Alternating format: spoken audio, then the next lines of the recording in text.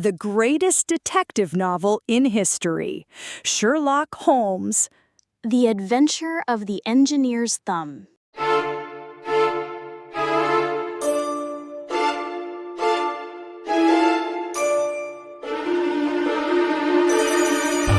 It was in the summer of 1889 when I first encountered the strange case of the engineer's thumb, and to this day it remains one of the most curious experiences I ever witnessed while in the company of my friend Sherlock Holmes.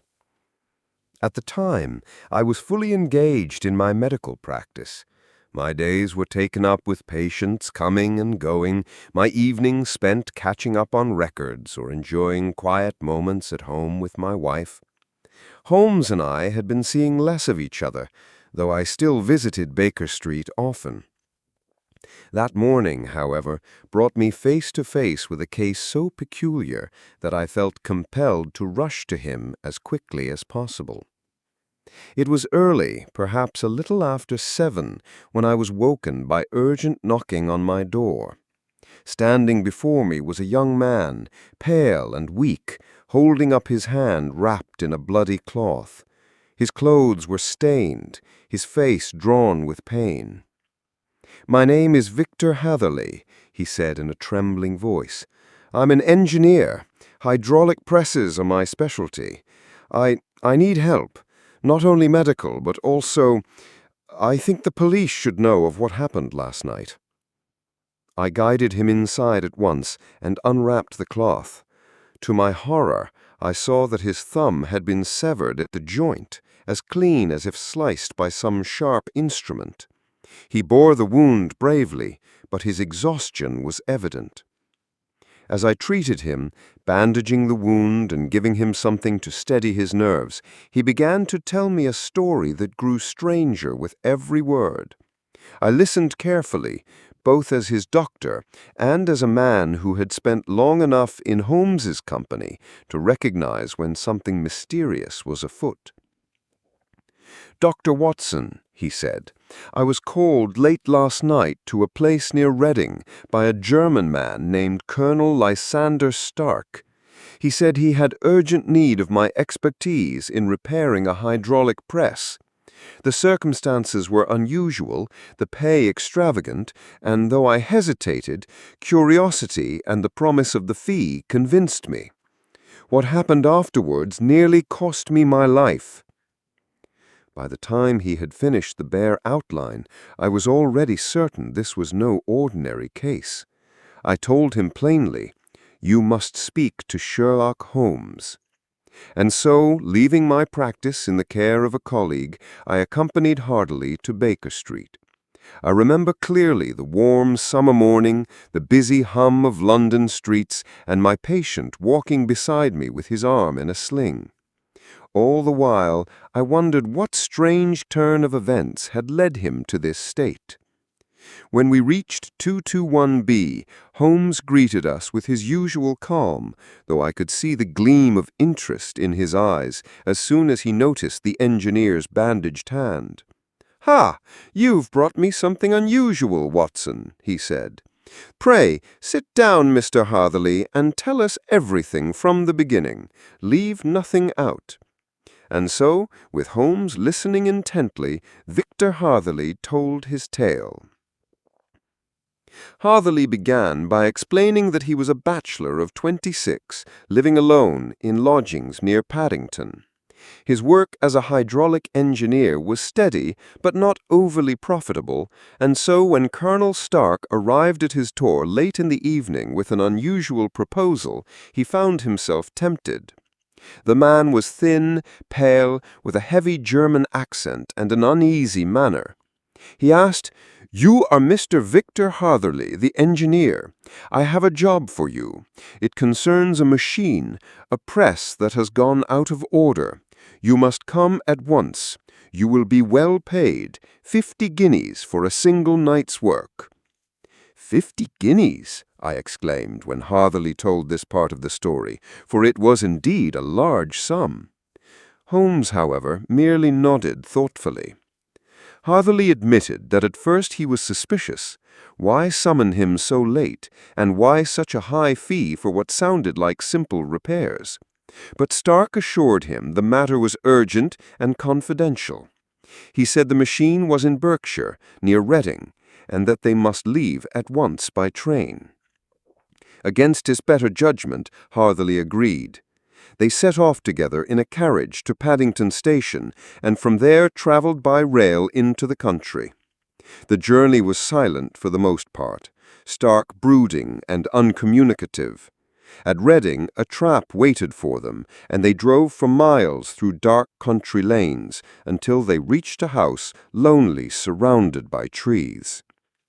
It was well past midnight by then, he told us.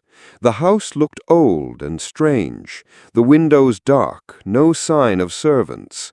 I was led inside through bare corridors with thick carpets that muffled our steps. At last we entered a room where a woman awaited us. Here his face softened, for he remembered her with something of admiration.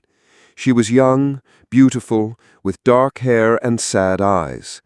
She looked at him earnestly, then glanced at Stark, and suddenly she said in a low voice, "Don't go into that press room. Whatever they ask you, don't do it. It will be your death." Hatherley was startled, but Stark instantly silenced her, speaking harshly in German. The woman bowed her head and left the room. "I should have fled then," Hatherley said, his voice trembling, "but I was young, proud, and reluctant to show fear. Besides, 50 guineas was 50 guineas. I convinced myself it was only some private business they wished to keep secret, so I stayed." Holmes tapped his fingers together, eyes gleaming. "Go on, Mr. Hatherley. Tell us about this press."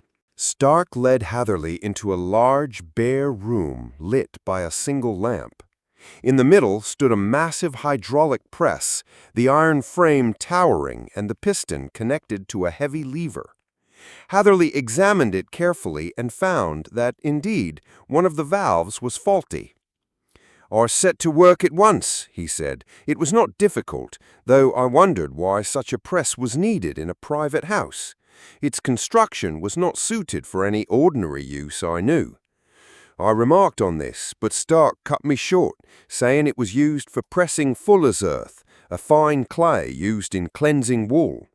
He added that it was very valuable and must be kept secret." While repairing the valve, Hatherley noticed something peculiar. The press bore stains that looked dark and sinister. The smell of chemicals lingered in the air. A dreadful suspicion began to grow in his mind. When the repair was finished, Stark led him back toward the entrance. But suddenly, the young woman appeared again, pale with fear. She whispered urgently, "Quick, escape while you can. You are in great danger." Hatherley hesitated only a moment. He demanded to know the meaning of this, but Stark rushed forward with fury in his eyes. "He has seen too much," Stark cried. "We cannot let him leave." Before Hatherley could defend himself, Stark struck at him with a heavy cleaver. Instinctively, Hatherley raised his hand, and the blade severed his thumb clean off. Bleeding and desperate, he fought his way past them, stumbling into the press room. Stark pursued him, but in a moment of desperate courage, he threw himself out of the narrow window, crashing through the glass and falling into the garden below. He ran blindly through the night, pursued by shouts, until he reached the road. There, by sheer luck, he encountered a passing cart that took him to safety, and eventually to my door. As Hatherley finished his story, he held up his bandaged hand with a faint smile. "And so, gentlemen, here I am, alive but one thumb poorer." Chapter 4. Holmes' Judgment. For a while Holmes sat in silence, his fingers steepled, eyes distant. At last he spoke. "Mr. Hatherley, you have indeed had a narrow escape. These men were not working in fuller's earth, as you guessed.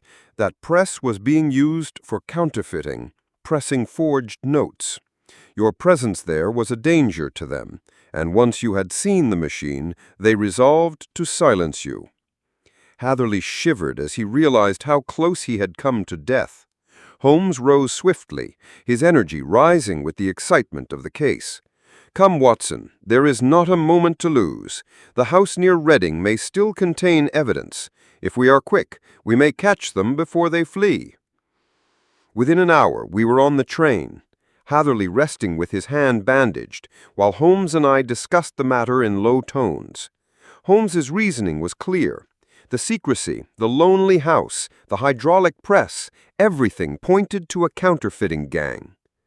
When we arrived near Reading, we made inquiries and found locals who had indeed noticed a strange foreigner renting the lonely house.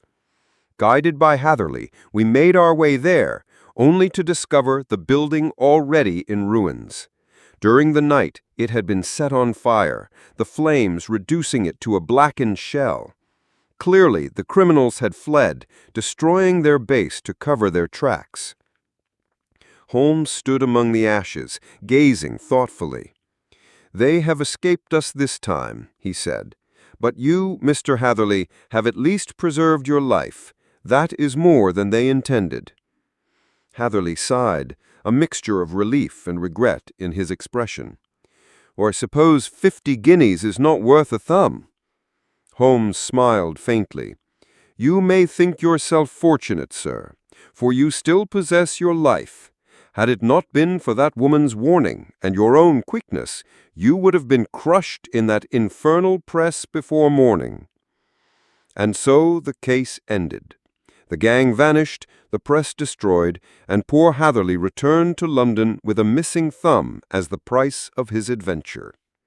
For my part, I was left with admiration once again for Holmes's insight and a renewed awareness of how strange and perilous our world could be when seen through his eyes.